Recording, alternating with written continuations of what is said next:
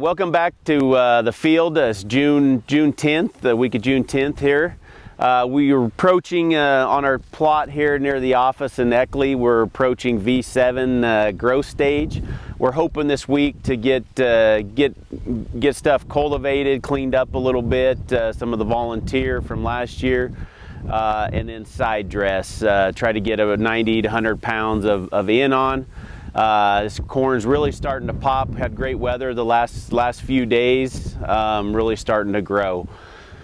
When we step back and think about what we saw this last week in the field, really the thing that came to the top was spider mites. This is a little bit earlier than we would typically see spider mites in the field. We started to see quite a few colonies start to develop, especially around field edges, in rye fields. But not necessarily all rye fields, just kind of sporadic here and there. So we definitely need to be thinking about treatment options, because we know if those spider mites are in the field early here, most likely we're going to have issues with them either in the next few weeks or the next month or two. So obviously be scouting for spider mites.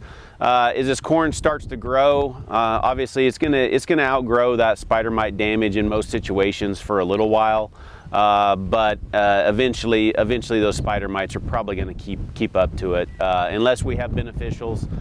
So weighing the beneficial populations and things like that are important in making those recommendations. So a lot of options for treatment. If you have questions on those, please reach out to us and we can discuss some of those options. So spider mites, obviously the biggest thing that we've seen this past week. When we start going through doing some of our V6, V7 ratings in our trial, we've got a lot of hybrids in here that are looking good, average to above average vigor for that V6, V7 stage. Probably one of the ones that stands out a little bit more than the others as far as above average vigor is 20939. We have the above ground trait package as well as the stacks. Similarities between the two, but the above ground, the VT2, kind of does stand out a little bit more than some of the other hybrids. This is new to the channel lineup this year.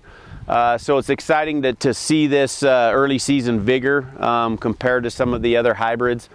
So this is one we have our eye on. Obviously, not necessarily does early season vigor, that V6, V7 time frame translate into yield all the time. But it is something we keep an eye on, especially in our sandy soils where we plant. We like that early season vigor to get that growth. And so definitely something that we're keeping an eye on. So with that, we'll wrap this week up. Hope everybody has a good week, and we'll talk to you next week.